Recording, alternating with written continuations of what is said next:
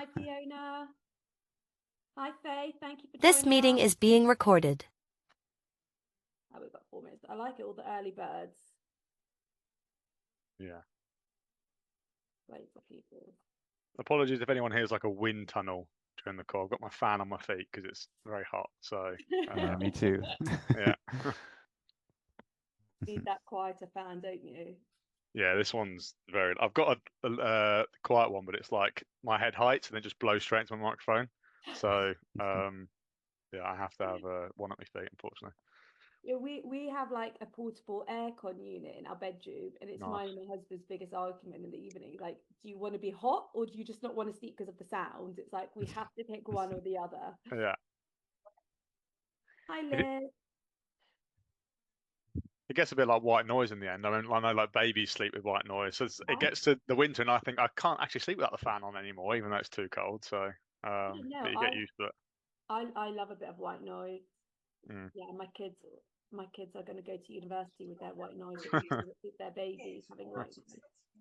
Hi, Daniel. How's it going? I'm good. Everything's good. Oh, be a bit more convincing, joking. So nice to see your face. Hi, Faye. Hello. You're right. All good, all good. The Verifile team are in Bedford. They might need a corporate volunteering day. Oh, we can help. Yeah. The Bedford site and the Luton site. Well, if you need a DBS for it. Okay, we'll give it a few more minutes. I'm loving all these early birds. Hi, Beth. Hi, Linda. Hi, Emma. I got 2 Deborah Levy's on here. Oh, I'm put myself on twice. Don't worry. Hi. Hello. Where are you from, Deborah? Keach. Ah, perfect. With Faith. Lovely. Hi, Millie. Hi, Jenny. Got a great team. Okay.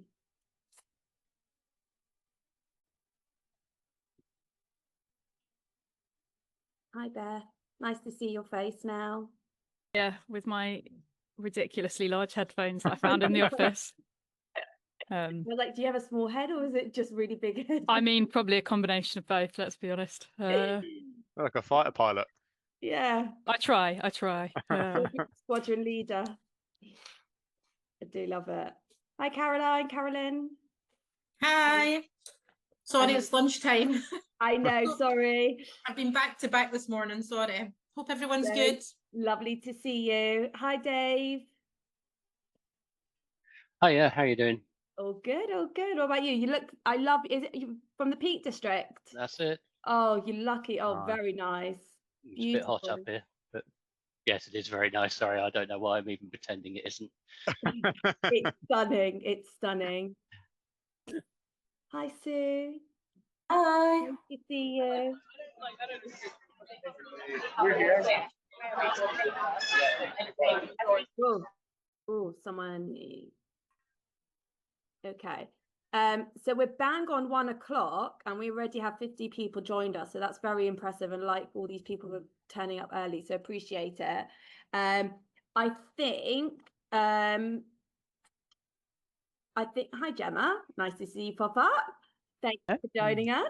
I think we're going to start just because I know we got a bunch of questions to go through, and I was even thinking, do we make this 90 minutes? So I think we're going to start now, if that's okay. Just want to say this all came out because in our volunteer WhatsApp community, which is always very buzzing, and it's where I get to know most of the sector news. Someone was talking about the new DBS changes, and it was as if like everyone's trying to come together, trying to piece what information they heard on the grapevine and what they discovered. So I was just like, why not get, let me just, don't mind if I'm going on mute. I thought, why not have an expert come talk to us instead of all these Chinese whispers, and everyone come together and talk through the changes and any questions that may come out of it. So I emailed a bunch of people And I don't know if it's a good thing or bad thing that Oliver from Verifile is the expert on DBS changes, everything DBS. So if you have any questions on DBSs, Oliver's the guy. So I just want to say thank you so much to Tom and Rebecca at Verifile for putting us in touch with Oliver, and Oliver for taking time out your day to present to us lot. So over to you. Thank you. That's all right. Hey, everybody. Hope everyone's doing okay. I'm just going to shout. Tom's sharing the screen. All good. Yeah. Okay. Yeah, so we just arranged a session today just to go through the upcoming changes to DBS legislation around the supervision exemption. So first of all, what's changing? So the DBS are going to be removing the supervision exemption from the legislation for those who are working with children. So that means from 1st September this year, even if the activity is supervised, child barred list can now be checked as long as they meet the frequency criteria. So previously and currently, whether the individual is working with them infrequently or not, if they're supervised, you are unable to request a child barred list, as that's not classed as regular activity. So as of 1st September, that's no longer going to be the case.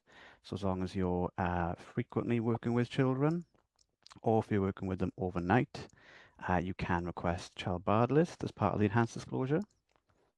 And if you're working with children infrequently, then you can request enhanced with child workforce without child barred list. We'll go into that a bit more in the next slide. Yes, so what counts as regular activity? So in terms of the criteria, the frequency criteria, frequency as per the DBS means more than 3 days in any 30-day period. So you can either think of that as at least 4 days or more in a 30-day period, or once a week on an ongoing basis, or once overnight between the hours of 2 a.m. and 6 a.m. with the opportunity for contact with children. So therefore, if a volunteer is helping at a residential trip or overnight camp or similar activity, this could potentially fall within the regular activity when the changes come into force, even if they don't volunteer regularly. In terms of regular activity with children, this can include any form of teaching, training or instruction, caring for or supervising children, providing advice or guidance to children that relates to their educational, emotional or physical well-being, providing healthcare, personal care, driving children in certain circumstances, and certain roles in specified establishments. So even if somebody's not working directly with the children, if they are based at a school, for example, then they may be eligible for an enhanced check that way.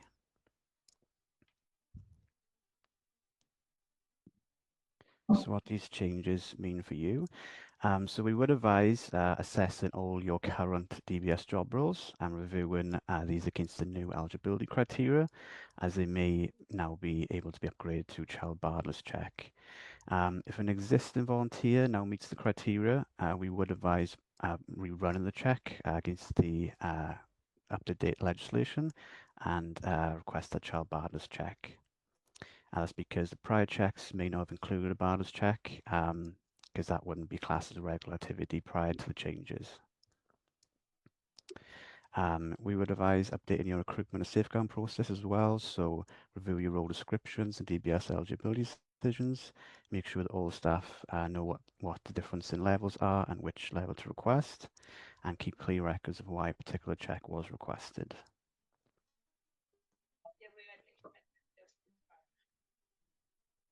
Okay, so on to the Q&A session. I'm just going to run through the questions that were sent over beforehand, and then we can tackle any other new questions that might pop up.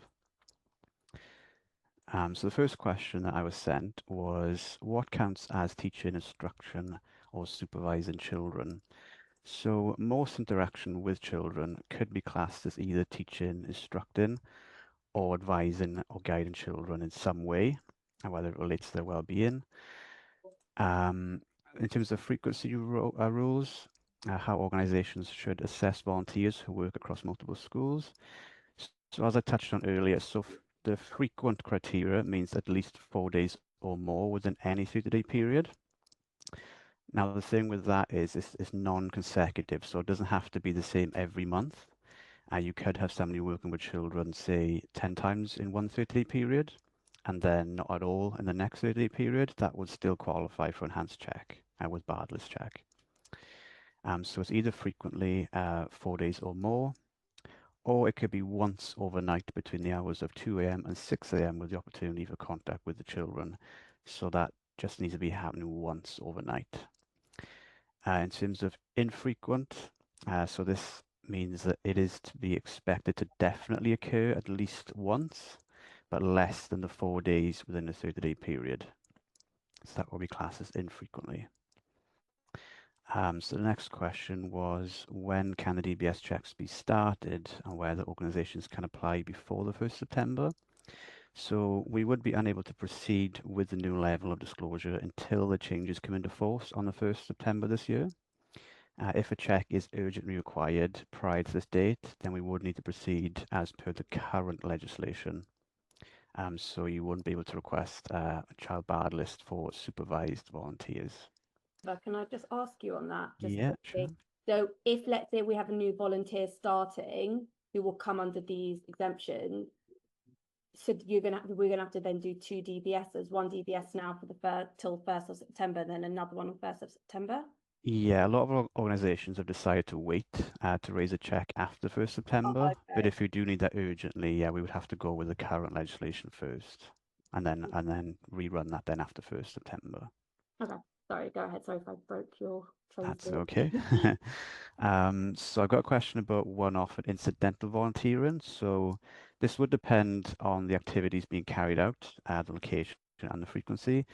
But an enhanced without barred-list check may be appropriate for volunteers who work with children infrequently, so regardless of where they are supervised while doing so. Next question is regarding under 18 volunteers. So I can confirm that a DBS check can only be requested for individuals who are over the age of 16, and everyone over 16 will follow the same guidelines regardless of the age when requesting a check. As per the DBS definition of a volunteer, however, this doesn't actually cover work experience, student trainees, student teachers, and student placement roles. Therefore, for those roles, they would need to be paid checks. They wouldn't be classed as volunteer and paid checks as per the DBS. Okay.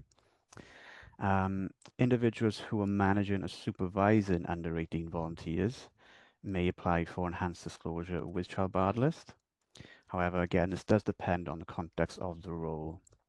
For example, DBS don't really class 16 or 17-year-old apprentices as children if the work is for the relation of their employment or if the activity is being carried out within a workplace environment. Then over 16-year-olds would not be classed as children in that context. So again, it does depend on the context of the role. The next question is regarding healthcare and NHS settings. So again, similar to the last question, the eligibility here does depend on the activities that are being carried out. So if the individual is providing a form of healthcare or personal care, then an enhanced with the relevant barred-list check will absolutely be required. However, if the individual is working within a healthcare setting but isn't carrying out an activity directly with the children or vulnerable adults, then a standard disclosure may be appropriate if they have access to patients. So think of that, for example, as maybe a receptionist at a hospital, for example, so they're actually the ones providing the care to the patients, but they are based at the hospital and they have access to the patients as well. The next question is regarding student unions and volunteer groups, where students arrange their own placements and the organisation may not always know how frequently they're volunteering. So this is a bit of a grey area because the organisation should really be able to determine the appropriate level based on the activities that are expected to be carried out, as well as the frequency. I know sometimes that's not always the case, but you just need to make a decision how likely that is going to occur. For healthcare and personal care roles, however, this only needs to be carried out once. So as long as somebody's providing health or personal care even one time, that does qualify for the highest level enhanced with a child or adult barred list, depending on the workforce. Regarding retail environments where volunteers or managers may be working alongside work experience students, So again, this does largely depend on the context of the role, the frequency, as well as ages of the students. But an enhanced disclosure may be appropriate if they are working with or overseeing children on work experience. So again, if they're sort of 16 to 17-year-old apprentices, then they wouldn't be classed as children as per the DBS. But you may have a child under the age of 16 on work experience, and then that enhanced check would be appropriate in that context. Enhanced DBS eligibility, whether an existing DBS is sufficient when someone's role becomes regulated activity.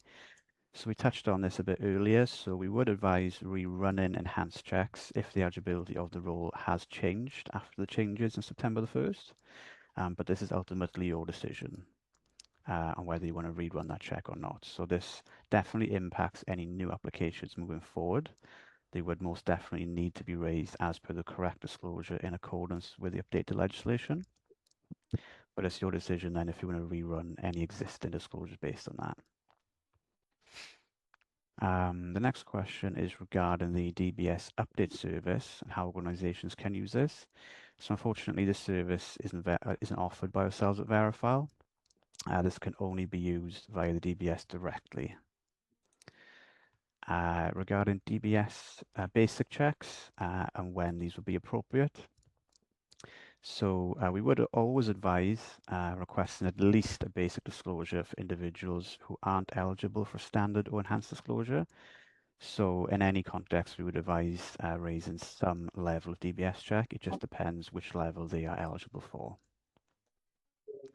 And again, that does depend on the context of the role as well. If they're working with children or vulnerable adults and the activities that have been carried out, the frequency, location, and so on. And the last question I have on the list is regarding responsible persons and events leads. So again, as I mentioned previously, this does depend on the context of the role, the details of the duties that are being carried out with the children and vulnerable adults. So we would usually ask yourselves to confirm all the relevant information, and then we can make our assessment with according to the legislation then.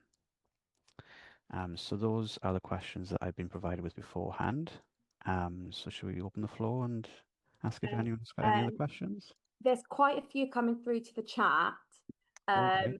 So it would be good if anyone wants to put their hands up on Zoom, or anyone want to unmute themselves and ask their question. Or do you want me to read them out? We will provide these notes, by the way, on the questions that I've just run through. Okay. Because they were in the slides. Unless someone wants to speak up, I will go through the question. Sorry, I can't work out how to put my hand up on Zoom. Apologies. On the same. But I have a question. So one of the things that we've been deliberating is if we have, say, a family volunteering activity where there is it's a family, so parent, carer, guardian, with 3 under 18s, does the member of staff that is leading that activity still need to be checked? Or, you know, having that parent, guardian, carer there, does that negate the need for them to be checked? It's one of the things we can't quite work out from the phrasing of the legislation. Yes, so it sounds like they would. So what activities are they carrying out directly with the children there? Were they providing advice and guidance? Yeah, they'd be sort of giving the instructions, and then the family would be going off and doing the volunteering around the site. The volunteer coordinator would be sort of offering them tea and coffee and checking in and providing tools and all that sort of thing. Right, yes, so definitely be enhanced disclosure. If it's frequently enough, so if it's at least 4 days or more in a 30-day period, then you will be able to request child bar list, which is the highest level. If it's infrequently, so if it's at least one time but less than 4 days, then that would be enhanced without child bar list, so the child workforce level. But just to clarify, that is 4 days across every organisation that member of staff may work or volunteer for, isn't it? So it's not just Welsh Trust. Yeah, as long as they're working with children. That's one of the things that people are very confused about. Yeah. Okay, thank you. Yeah, you're welcome. Excuse me, can I just ask, was it 4 days with the same children, or you do? No, that can be with any children. Yeah. And so even though the people in that situation, the children were going to be with their adults all the time, that person who was checking them in and making mum and dad a cup of coffee needs to be DBS checked? Yeah, that's right. So currently, if they're sufficiently supervised, then you wouldn't be able to request child barred list. That would be the child workforce level if it's done frequently enough. But as of the new changes come into force on the 1st September, even if they are supervised by a parent, guardian, any member of staff, that would still be considered regulated activity. So you will be able to request a child barred list check for that member of staff. Right, I think I'm going to go through the hands up. Matt, do you want to go first? Brilliant, thank you. Thanks for putting on this session today. There's been quite a bit of confusion across the heritage sector as to the extent to which this legislation applies to museums, I guess specifically because the guidance is fairly specific around the areas that it applies to, and it doesn't currently say heritage settings, for example. So I just wondered, what is the position on that, and I guess for other visitor attractions as well? Yeah, so an individual could be eligible for enhanced check, via different routes. So if they're working with children, any contacts, doesn't matter on the location or whether it's a heritage site or school. If they're working with the children, then they're most likely going to be eligible for enhanced. So if they're working with them frequently enough, it would be the highest level child barred list. If it's infrequent, it would be child workforce, so without barred list. So if they're not working directly with children, you could still potentially qualify for enhanced check based on location. But in terms of the location, that's only specified establishments for children. So you're talking schools, nurseries, children's homes, children's centres. So it'll depend then if the heritage centre classes as a specified establishment for children. If it does, then any member of staff working there frequently that has potential contact with children, that would qualify for enhanced as well. Okay, that's great. So even if they were we're not specified children's sites or whatever the specific wording is. So I'm guessing it maybe doesn't directly apply, and they're not specifically working with children, so they're undertaking kind of on gallery activities with all of our visitors. So would the advice be not to apply the checks? Yeah, so in terms of the role, it would have to be that part of their role duties is expected to be working with children. So for example, somebody working in a shop, they could potentially come into contact with children, but enhanced check wouldn't be appropriate because it's not really part of their role, expected part of the duties.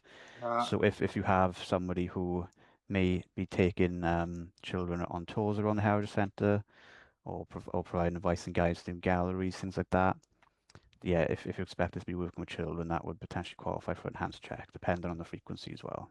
Brilliant, super, thank you. You're welcome. Thank you, Matt. Caroline, do you want to go next? So Caroline, sorry. Yes, Caroline. So when this new legislation comes into play, do we then have to retrospectively check our existing volunteers if they meet that criteria then?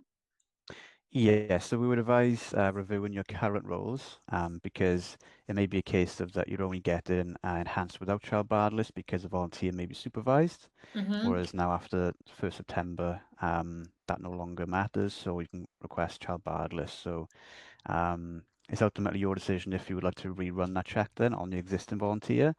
Yeah. But for any future applications, we will definitely need to get that updated. Yeah. Just on the back of that, is there, I know that the guidance gives you clear guidance on that kind of teaching, supervising. Is that open to interpretation then? So there's no, that's the guidance that you're given, but there's no, this is what this means. I know you've went into a little bit of detail, but I suppose if you're an organisation that is looking to get enhanced checks, that's down for your interpretation. Yeah, to an extent. So there's several different legislative wordings. So basically we need to confirm the more suitable ones. So if they're working with children, it will match one of them, at least one of them. So it would either be as straightforward as they are a teacher or they're providing some form of instruction to children. So that's one legislative wording. There's one legislative wording for if they're just caring for supervising children. So if you just take them on a school trip, for example, and you just keep an eye on them, then we could go with that wording. There's one if you provide health care or personal care to children, if you're a carer. So there's several different ways it could be eligible. But if they meet the criteria, it would all be the same level. So they all be eligible for Enhanced for Child Barred List.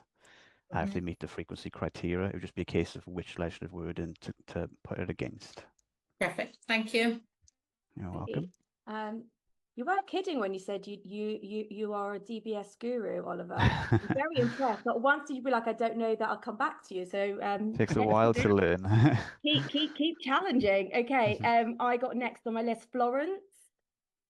I just had a question around clarity on the fact that volunteering counts if it's across multiple different settings and different organisations. Who is then responsible if the wrong level of check is carried out, or how should we approach trying to make sure the right level of check is carried out if a volunteer may be doing 2 days of what's that regulated activity with our organisation, but then outside of that, volunteering another regulated activity? Yeah, so it's partly our responsibility as well as a responsible body to ensure that the job role is being set up at the correct level. So anyone who's got a Verifile account will come to us with a new job role. We would carry out our assessment and advise then what we believe the role is eligible for. Then we set the role up accordingly on the account. So every time that role is used, it will have the relevant level of disclosure attached to it. But also as well, it's the responsibility of the organisation to provide accurate details in order to get the assessment carried out, and to obviously raise that where appropriate as well on the system. So sorry, just to clarify, so if we're DBS checking a volunteer, say at an enhanced level, because we, as far as we know, in the wrong with us, they're only volunteering for less than 4 days a month, but then outside of that, they're in other regulated activities with, say, lots of different charities. Would we then just still carry out an enhanced, or would we then look to do enhanced with child barring because we wouldn't have that information?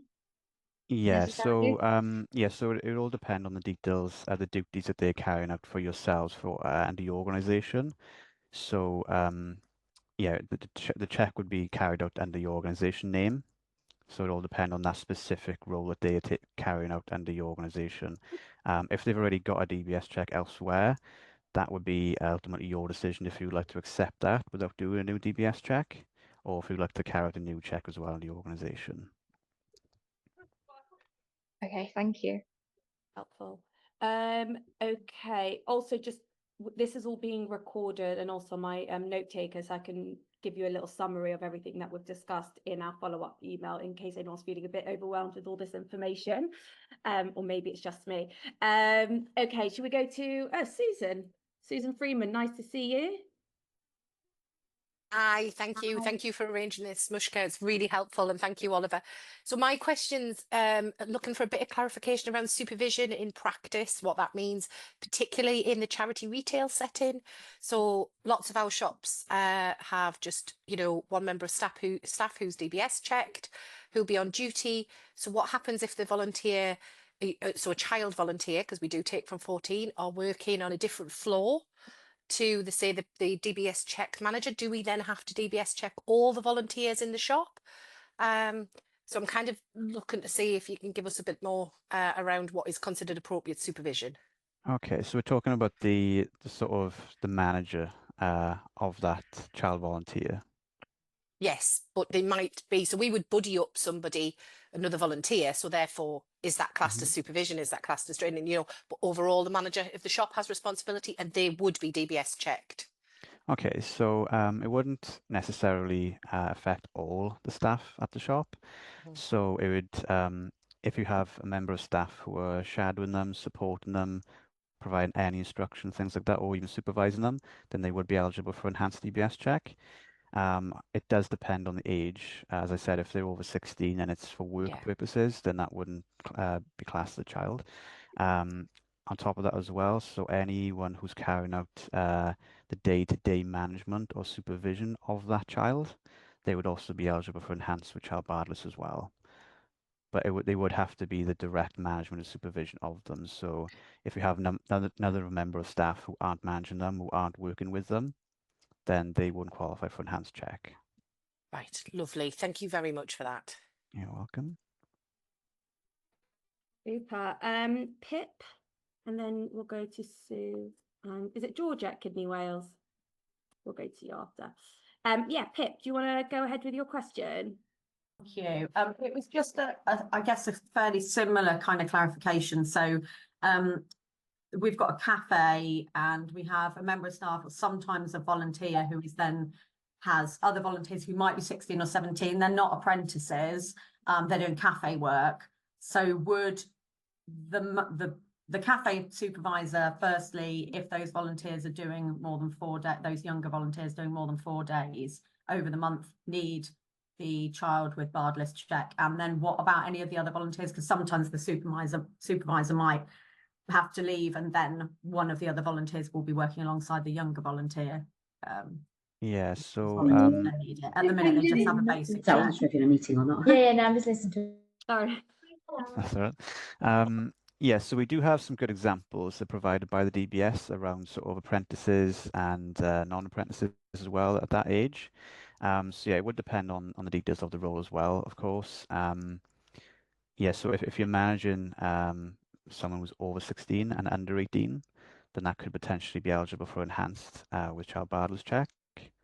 But if it's sort of in the context of employment, then possibly not. Yeah, it's not.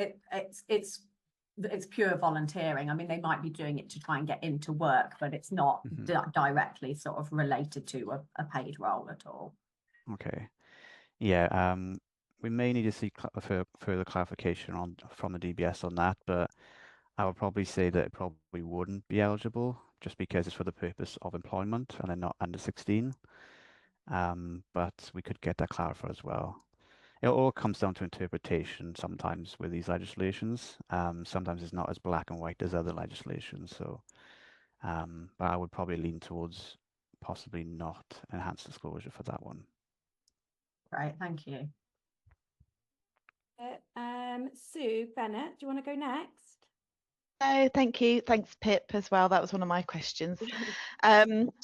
I just wanted to pick up on about I think it was Cat Protection League, talking about the family fundraising. So we have staff members and volunteers that may supervise children, for example, if they did children's activities as a fundraiser.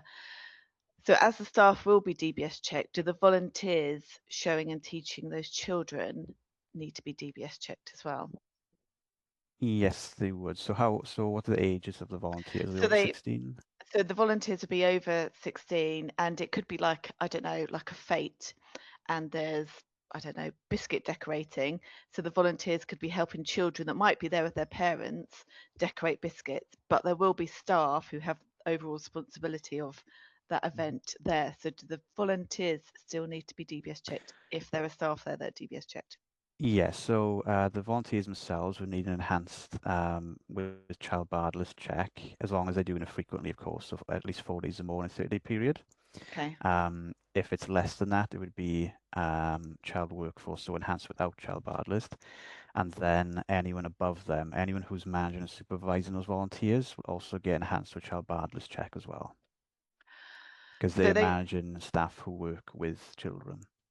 Thank you. So with that in mind, going back to Susan's question about the retail volunteers, so we again operate a very similar thing, that we potentially have volunteers supervising 14-year-olds.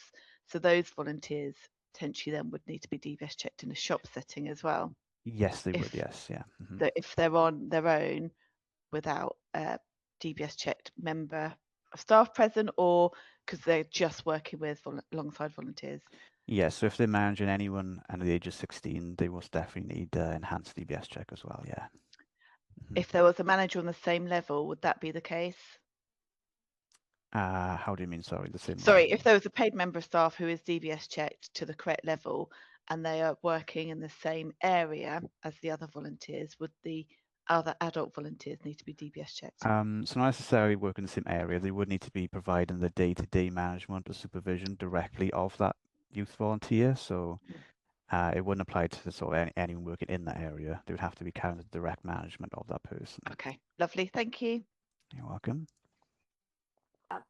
Oliver, do you need a break? I feel like I'm just like, I'm all right. One question Unless after another. unless anyone else wants a break, I'm good to go.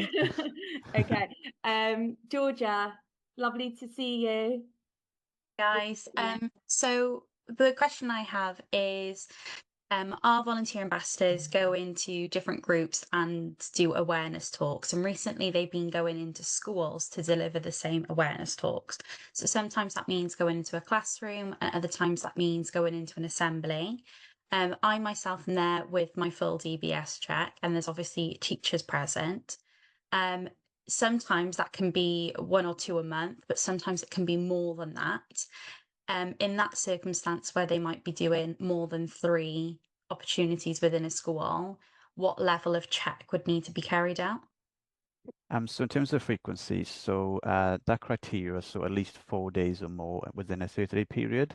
So that doesn't need to be consecutive 30-day periods. So you could be working with children directly 10 times in one 30-day period and then not at all the next 30-day period.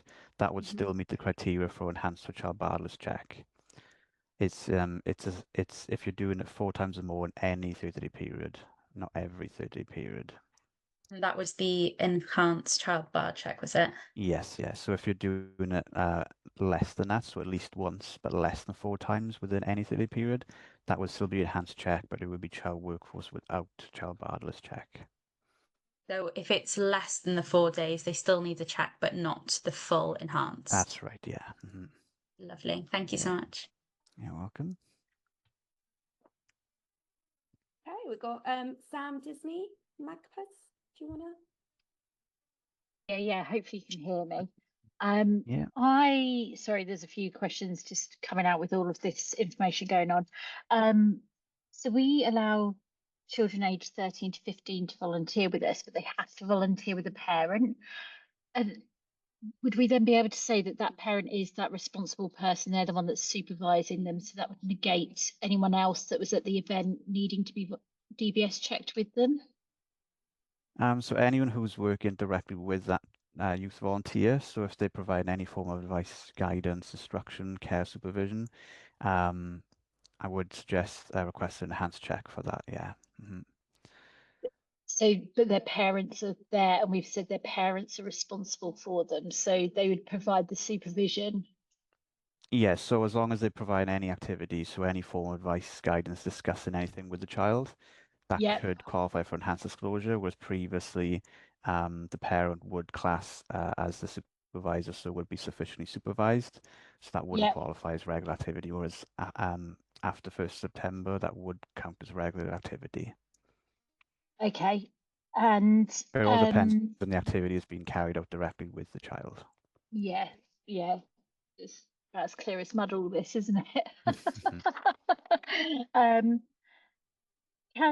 With a 16, 17-year-old that is working or volunteering in the community, you were sort of saying that the other people working with them wouldn't necessarily be eligible. Is that correct?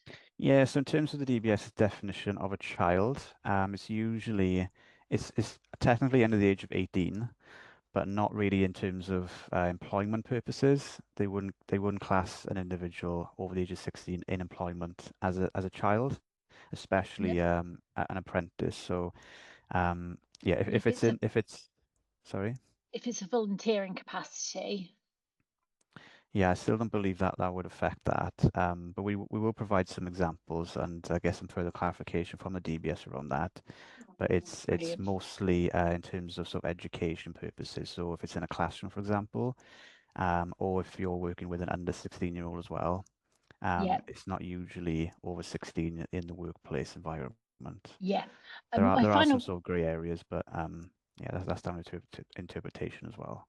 Cool. My final question is about people who dress up as your mascot, and whether we've not DBS checked them in that they are always with other people. There's always a guide with them. But with the new regulations, does this mean actually we should be looking to do that?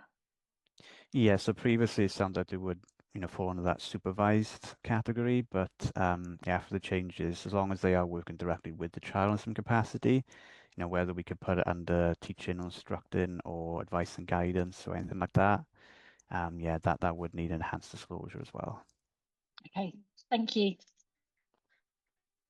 It's a really good in the chat, Dixon Turner, if people are more visual of like what's regulated activity. if anyone needs that as well. Emily, lovely to see you here. Do you want to go next with your question? Yes, please. Thanks, Mushka. Thank you for all this. I've got a couple of questions. One of them is,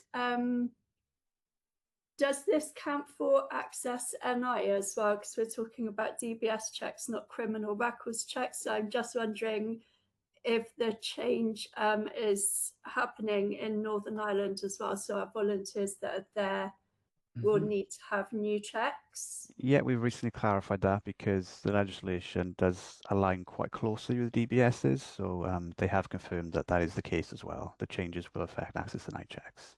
Brilliant, thank you. And my other one was because the changes around supervision of regulated activity. So is there any change with working with vulnerable adults? So if someone's supervised working with vulnerable adults and they haven't had an adult barring list, do they need to do that now, or am I just opening a new can of worms? So the changes only apply to the child workforce. Okay. Yeah, supervision isn't an exemption when you're working with adults. It's only for working with children. Okay, so they will all stay the same. Yeah, as long as you're working. So the criteria for working with vulnerable adults is they also need to be defined as vulnerable as per the DBS definition. Yes. Yeah. They need to be working with them frequently enough, so at least 4 days in a 30-day period. Yeah. And on top of that as well, the purpose of the service has to be wholly or mainly for vulnerable adults and their needs, which means more than half of the individuals must be classed as vulnerable. Okay. So if it's open to all adults, that wouldn't be eligible for enhanced disclosure. Brilliant. Thank you. Thanks, Emily. Thanks, Oliver. Adrian, do you want to go next for your question? This on because I think we're rather confused here. So we've got teaching assistants who are in our classroom. They're with the teachers, not with a normal member of staff. So what kind of, at the moment, I think they're just normal DBS check. They're not even enhanced. What would they need for this new legislation? So it sounds like they would need enhanced for child barred list. It all depends on the frequency. So if they are, presumably they are working with them frequently, are they? At least 4 days. Yes, way more than 4 days a month. Yeah. Yes, so yeah, that definitely need enhanced for child barred list check. Previously, or as per the current legislation, that should be enhanced with child workforce level, so without barred list, just because they're supervised by the teacher. But of course, after these changes come into force, that would no longer come into consideration, the supervision aspect. So they would need with child bar. Okay, yeah. My other one's slightly more. Well, I've got a couple more, if that's okay. Yeah, that's fine. We've got what we call floor walkers, which sounds a bit like The Walking Dead, but basically they go around our gallery and they interact with the public. They tell them about the machines. They help them work them. It's a very interactive museum. So they show people of all ages how things work. We were told a little while ago that we were over checking. So a great deal of those I don't think are even DBS checked. So what would we need for people who would like just walk in the gallery with their parents if they're young kids, but they're not supervised, they're out there on their own? Largely, I walk out there every 10 minutes, check they're all right as well as the public. Yes, so we would advise raising at least the basic level for everybody. It just depends on if they're eligible for anything higher than that. So roles like this, it can come down to interpretation. It all depends on what they're expected as per their role. So if part of their role, their job description is to work with children in any capacity, then that would need an enhanced check. Whereas, as I mentioned earlier, if you're just working in a corner shop, for example, a child could come in, but that wouldn't necessarily require enhanced disclosure because it's not part of the job role to work with children, right? So it all comes down to your interpretation of the role and whether that is required or not. So the children are just there with their parents. We'll sometimes go up to a child who's struggling and show them how to use a game or a joystick or something. Yeah, so it is sort of ultimately your decision, your interpretation, but I would probably lean towards yes, that would require enhanced disclosure if they are expected to have any sort of work with children that way. Okay. The other one I've been told to ask by our technical people who are normally behind the scenes fixing stuff. They'll sometimes come down and they'll just help staff out in the cafe, just through the hatch, make someone a cup of tea or serve a can of drink to a child. Right. Yeah, I wouldn't probably say that would require enhanced. But like I said, it all comes down to what's expected of the job role. So as you mentioned there, there'd be maybe show a child how to work a game or something like that. Yeah. So if you're going to say at least that is expected to happen at least once, for sure, as part of the job description, that would definitely need enhanced disclosure. Okay. But making someone just a cup of tea as a technical volunteer, well, that's not their normal I wouldn't thing they're say just doing. so. Yeah. Okay. Would they would need a normal DBS check though? Yeah, we would advise any role requires at least a basic level DBS check, we would say, because it checks their unspent convictions at least. Yeah. And then if they're eligible for a standard or enhanced, then of course we need to proceed with the relevant level. Okay, yeah, we've just told we were over checking. So yeah. Okay, thanks. That's very helpful. You're welcome. Thank you, Adrian. Megan Shaw. Hiya. Hi. It's Hey. not really about the enhanced thing. It's just a lot of conversations have sort of made me think about some stuff. We have a lot of volunteers in our fundraising team who hold sort of like stalls and things. So generally most of our stalls are held by volunteers on their own without a paid member of staff. We don't currently do any form of DBS on them at all. And they're usually like community events where there's obviously a lot of children, you know, it's things like playing children's games, that sort of stuff to win a prize, whatever. I know you've mentioned a few times just to get a basic check for everybody. Obviously we haven't been doing that. Is this something that you would recommend a basic or like a standard for, or what's the sort of kind of worms for me a little bit there? Yeah, so it wouldn't really come under standard. Standard is Okay. usually for financial roles, Yeah. roles that are working within healthcare setting that aren't actually providing the healthcare themselves. Yeah. So if they're going to be working with children in a capacity, you know, if they're going to be working at an event for children, Yeah. or like you say, if they're going to be sort of carrying out activities with them, games and whatnot, then yeah, that sounds like it would be enhanced disclosure to me. But if Okay. they just sort of, if it's not a children's event, and if they just run in a store, for example, then that would sound more like a basic to me. Yeah. Okay. It's more just like interactions with children rather than actually Yeah, it doing needs to be sort anything. of part of their job description to be carrying out some form of activity directly with the children. Yeah. Yeah. Okay. Yeah, that was everything. Thank you very much. You're welcome. Thank you, Megan. We've got another 15 minutes, and I think we can still fill that with more questions. Sorry, Oliver. That's all right. Zara, do you want to go next?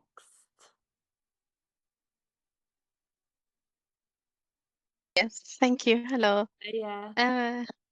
So I have my question is like there was on the government website a very useful tools that we would go and check for any roles that we are advertising, especially for volunteering, because they might be really different every time you think, oh, I can create a new role. So we always use that tools to check if we need a DBS or what kind of DBS, because my understanding before it was like we can't ask for a DBS if it's not needed as well. So would that be updated, reflecting the new things that will be still available and we can use? Yeah, we can assume that tool will still be available and updated where needed. So as I mentioned, we do advise requesting a level of DBS check for everybody, whether that's a basic check. Anybody can request a basic level of disclosure. It's just whether they qualify for a higher level. You can use the DBS tool on the government website.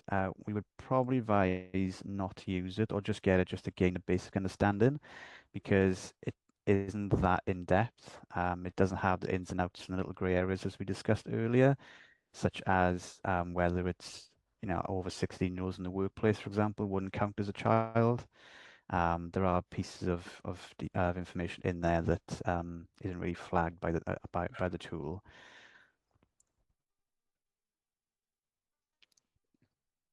So what is the tool you recommend? Do you have your own tool, a website that would help us to do like a first stage check? Yes, so each organization may be different. At Verifile, we have created a spreadsheet template in Excel with all the relevant questions. So we ask several questions about working with children, several questions about working with vulnerable adults, the activities they've carried out, how frequently, the location and whatnot. And then we carry out our final assessment, and then we advise them which level we can set up for you. So the tool on the DBS website is more just sort of a brief guidance, but it doesn't really cover a lot of the roles, I would say. Is this Excel spreadsheet Question, shareable, or is it only via Verifile? Yeah, I mean, it is our own spreadsheet that we've created, but yeah, we could pass that on for yourselves as well. Okay, that'd be amazing if we can share it in the follow-up email. That sounds really interesting. Yeah, we will need to update. We haven't updated that though with the changes that are due to come out as well. So we're looking to do that in the near future. Super, thank you, appreciate it. Another point to verify. And my other question, please, is Yeah. is that applicable? Like, if we do volunteering placement in the office environment setup, so how would that be? Does that mean all the team has to be enhanced? No, so it all depends on DBS if checked if you're. the volunteers is like 16 years. Yes, so the location wouldn't matter in terms of the office. That's only if it's a specified establishment for children, schools and children's homes and things like that. So if anyone's working at one of those locations, then you're automatically eligible for enhanced if you meet the criteria. But if you're working in an office, it all depends on whether you're working directly with the child or not, and that person would need the relevant enhanced check then. So if you have a, say, 16-year-old volunteer in the office, you may be eligible for enhanced check if you're working directly with them, if you're providing instruction, advice and guidance, things like that. But again, there is a grey area because if they're 16 and over in a workplace environment, they may no longer be classed as a child, depending on the context of the role. Okay, amazing, lovely, thank you. Beth, for missing people. Yeah, thank you. Oliver, I just wanted to ask about like online settings. So we have helplines, both like call-based and online chat. So if I'm presuming if there's volunteers providing kind of guidance and instruction around well-being, mental health, homelessness, that kind of thing, even in an online space, that would still count for these, or? Yeah, that's right. Yeah, even if it's online, as long as they provide advice, guidance, teaching instructions, something like that, that would qualify. There is also legislative wording as well for individuals who they have access to an online chat forum or any online chat communication system. So as you mentioned there, live chat perhaps. If they're interacting with children through that, or if they have the right to add information, remove information as well. Yeah, Let's that's say from an moderating, online isn't forum. it? So it's even if they're not messaging. Yeah, so it may be eligible or enhanced under that legislative wording as well. And that would be child's if it's done barred. frequently enough, that would be child barred list, yes. Yeah. Thank if you. it's done infrequently, you'd be without barred list. Sure. We can, by the way, provide the guidance around the legislative wordings as well for everybody to take a look at. It is quite in depth, so just a bit of a warning. If you're saying it's in depth, then it must be very in depth. Yeah, it takes us on average about a year to get fully signed off, so it's a lot to take in, yeah. Oh, wow. Okay. Beth, have you set up your Verifile Voluntero integration yet? I literally sent the form to you guys a few hours before this, so brilliant. Yeah. Okay, great. Trish, do you want to go next? Yeah, so I just have a question around conservation volunteers. So, you know, chopping down trees, that sort of thing. We've got volunteers who aren't leading the tasks, but are working alongside DOV students, so sort of 14 plus, will they need enhanced DBS? I would say not. So it's not sort of if you work in the vicinity of children, it's if you're working with the children. Okay. In terms of working around children, that only applies if it's a specified establishment for children. So, and you're working at school. Sorry if you can't hear me, by the way, there's a helicopter hovering above my window for some reason. But yeah, if you work in a specified establishment for children, around children in that context, then that would qualify. Otherwise, no, that wouldn't qualify. Okay, and would they need a standard to be working alongside them? Or basic, sorry. That would be a basic, yeah. In terms of standard, the only word I can think of is if the individual is working for a foster agency or adoption agency and they have access to the personal records of the child. That's kind of the only one relevant to working with children, I would say, for standard disclosure. Lovely, thank you so much. You're welcome. I got Emma and Emma next. I'll get out to you as soon as I can. He couldn't come for a week, but Hi. Hope you can hear me all right. Our question, and I think it's been said a number of times, and I suppose I just kind of want a yes/no answer maybe, but if a parent comes along to a session with young people once or twice, do they need any level of check? The parent themselves, you mean? Yeah, the parent. If they're only coming, No. I guess I'm trying to ask, how much does frequency affect the need for a level of check?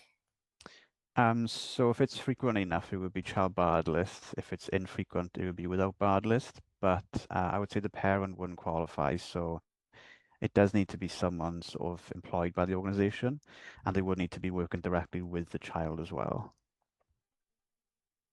Okay. That makes sense. And the other question we've kind of got is around parents come into our sessions to get a view and kind of a feel for it, like a bit of a taster, and they're always supervised when that happens. But then that helps them decide that, okay, they want to join and they want to become a volunteer more permanently. Do the rules now mean that we can't do that kind of taster session type scenario because they need the disclosure issued before they enter that setting with young people, particularly because at the moment we call it the 4-week challenge. So it's obviously over the three occurrences. Yeah, I would say that's more down to your safeguarding decision there. You can't really request someone to have a DBS check unless they are working for the organisation. So it's, whether you would allow them then to be in the vicinity of the children is your safeguarding decision. But yeah, when they sign up then as a volunteer, then absolutely they will be required to have that enhanced check. Cool. Thank you. That's all right. Thank you, Emma. We got Michelle and Gwenna. I think that we're going to have to do closing. Michelle, do you want to go next? Hi, thanks for this, by the way. This is, I don't know whether I'm more confused now or less confused. And consequently, my question may have been answered, but I think it might be easy to explain the situation and then see what we actually should be doing here. And I'm concerned that we might go, doing too much checks or too less checks. That's the sort of, so two situations. One, we run national climbing competitions. And there's normally a lot of young people in the climbing wall. And I guess the supervised part is the bit of the blurry area. So when they're competing, and often their parents are with them as well, there'll be a judge watching them on the climb if it's a route, and there might be a belayer that's making sure that they're safe. So these are our officials, but they're not technically instructing them, teaching them. They're there to keep them safe or to make sure they're following the rules. But they are, I suppose, in some ways supervising them, because there's no way. So we have like an event organizer, there'll be somebody coordinating the volunteers. So there'll be staff and volunteers in and around doing other things that are DBS checked as well. But currently we don't DBS check our judges and our belayers And then there's also like a head judge and a head belayer that kind of, you know, coordinates that. But they are watching the children, I suppose, and supervising them and making sure that they're safe. So I don't know whether this is a bit of an area now where we should be expected to be checking them if they're doing this. Like our comps, sometimes they might volunteer at one comp and then a couple of weeks later another comp, and then, you know, so it could, you know, they could be quite regularly, and then there'll be nothing for months. So whether in those situations, whether we should be checking these people. Yeah, so just to clarify, if the member of staff is caring for or supervising the children, that would absolutely qualify for enhanced child barriers check. And it always has, by the way. Yeah, so that we do that for the staff that runs the events and oversees it all. Yeah. So the changes we're discussing here, it's whether the staff themselves are supervised while carrying out the supervision of the children. So if this member of staff is supervised, currently that wouldn't be classed as regular activity, but after the 1st of September, it will be classed as regular activity. So if the member of staff is supervising the children frequently enough, it doesn't matter whether that member of staff are by themselves or supervised, that would still qualify as regular activity and eligible for enhanced child barriers check. So with the volunteers, the judges and the belayers, the officials, do they then need? If you can say they are supervising the children anyway, then yes, but that might be down to your interpretation there. Okay. It could be, you know, they're supervising them or providing a form of advice and guidance or instruction, things like that. Yeah. If you can say that they are carrying out one of those activities, then yes, absolutely, we can proceed with enhanced check. Okay, so it's kind of on us to really clarify what we think the role is. It's a bit of a grey area on there. How you define the supervision, I guess. Okay, and then my other question is around parents. So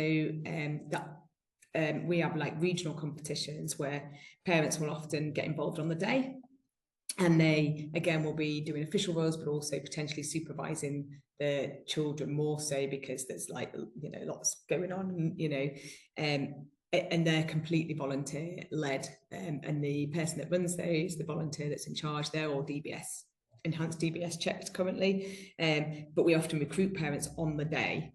Right. So where does that put us on these sort of checks?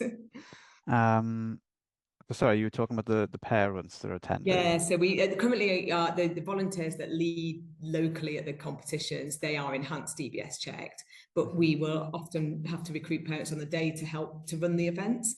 And currently, you know, these events might run, you know, over a series of weeks, so they might be doing it quite regularly for a few months and then not do it at all. So do these people now need DBS checks, and can we not recruit parents on the day anymore? Yeah, again, that will be down to your safeguarding decisions. So of course you can't request enhanced DBS on the day, of course.